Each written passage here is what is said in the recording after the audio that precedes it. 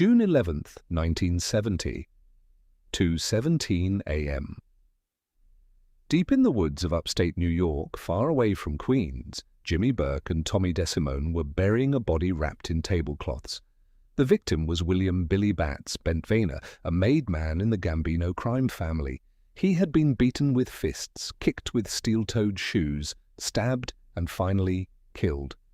The murder started inside a neighborhood bar and ended miles away in a shallow grave. For millions of people, Goodfellas created one version of the story. In the movie, Billy Bats was killed because Tommy DeSimone could not handle being mocked about his old shoe-shining days. It looked like a simple case of pride, anger, and a joke going too far. But the real story was much colder. Billy Bats was not killed only because Tommy felt insulted. He was killed because his return threatened the criminal empire that had grown while he was away. William Bentvena was born in New York City in 1933.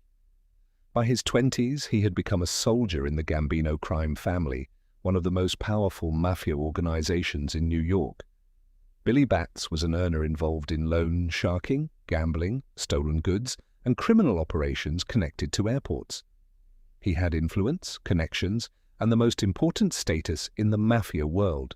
He was a made man. Being made meant protection. A made man could not simply be killed without approval from mafia bosses. Breaking that rule could bring deadly consequences. But in 1962, Billy Bats went to prison after being convicted in a heroin conspiracy case. He received a 15-year sentence, and during that time the world around him changed. In organized crime, a prison sentence does not freeze a man's business. Someone has to collect debts, manage gambling operations, maintain connections, and keep money flowing. Those operations are usually taken over by other criminals. For Billy Bats, one of those men was Jimmy Burke. Jimmy Burke was not Italian, so he could never become a made man. His Irish background prevented him from officially joining the Mafia. But he was still one of New York's most respected criminal associates. He was involved in hijacking, loan sharking, stolen goods, and illegal businesses connected to the Lucchese crime family. Burke understood that power in organized crime came from control.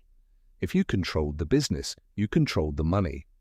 When Billy Bats went away in 1962, Burke did not just maintain his operations, he expanded them. He built relationships with truck drivers, airport workers, and warehouse employees. He created a powerful crew that included Henry Hill and Tommy DeSimone. For nearly 10 years, Burke's crew made money through truck hijackings, stolen goods, gambling, and loan sharking. They operated from places like Robert's Lounge in South Ozone Park and became a successful criminal organization. Then, in 1970, Billy Bats came home. This was the moment when the real conflict began. When a made man returned from prison, he expected his old life back. Billy Bats expected his old customers, his gambling connections, and his criminal relationships to return to him. That was how mafia tradition worked. But Jimmy Burke had spent a decade building those same operations. He had taken the risks, created the relationships, and earned the profits. Now Billy Bats wanted to reclaim what had once belonged to him. There is no official proof that Burke directly ordered the murder because of this conflict, but the motive fits the way organized crime operated. Burke had two options. He could negotiate and share the profits with Billy Bats, or he could remove the problem permanently. According to Henry Hill's later testimony, Burke chose the second option, but he needed someone else to carry out the killing. That person was Tommy DeSimone. Tommy was 24 years old in 1970. He was physically intimidating, extremely violent, and known for his unpredictable temper. He had a reputation for using deadly force without hesitation. For Burke, Tommy's personality made him useful because the murder could appear like an emotional reaction instead of a planned decision. On June 11, 1970, Billy Bats was inside the Bamboo Lounge in Queens. He had been released from prison less than 2 months earlier and was celebrating his return. Henry Hill was there. Tommy DeSimone was there. According to Hill's testimony, Tommy approached Billy and they began talking. During the conversation, Billy joked about Tommy's childhood and reminded him that he once shined shoes. At first, it seemed like normal Mafia-style teasing, but Billy continued, repeatedly reminding Tommy of his lower status as an associate compared to a made man. In the Mafia world, status was everything. The comments were not just jokes, they were a reminder of power. Eventually, Tommy lost control. When the lounge became quiet, Tommy attacked Billy Batts. He punched him repeatedly, knocked him down, and kicked him with steel-toed shoes. Everyone understood the seriousness of the situation. Attacking a made man was a violation that could bring a death sentence. Tommy could not simply walk away and leave Billy alive. According to Henry Hill, Jimmy Burke was present during the attack. Instead of stopping Tommy, Burke joined in. After the beating, they made the decision that Billy Batts had to disappear. They wrapped his body in tablecloths and placed him in a vehicle. Henry Hill drove while Burke and Tommy followed.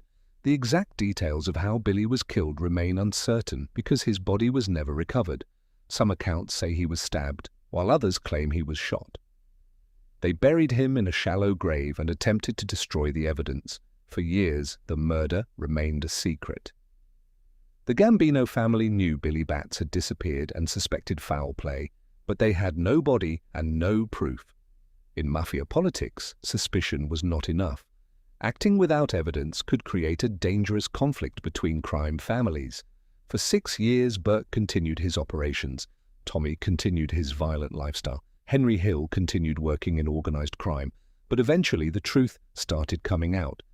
In 1980, Henry Hill began cooperating with federal authorities. His testimony gave investigators a detailed account of what happened to Billy Batts. However, without a body or physical evidence, Burke was never convicted for the murder. The Mafia, however, did not forget. In 1979, Tommy DeSimone believed he was finally going to become a made man. Instead, he was invited to a meeting in Queens and never returned. The Gambino family had ordered his death, likely as revenge for Billy Batts. Tommy was shot multiple times and his body was never found. Jimmy Burke continued his criminal career but was later convicted for other crimes. He died in prison in 1996. Henry Hill entered witness protection and spent the rest of his life telling stories about the Mafia world he had escaped. He died in 2012. The story of Billy Batts reveals the difference between Mafia mythology and reality. Movies often show organized crime as a world of loyalty, respect, and personal revenge. But behind many Mafia murders was something much simpler: money, power, and control. Billy Batts was not killed only because Tommy DeSimone lost his temper. Tommy's anger was real, but it was also useful. The deeper reason was that Billy's return threatened a criminal business structure that had grown without him. The famous shining shoes insult was only the spark. The real cause was a battle over territory, income, and power.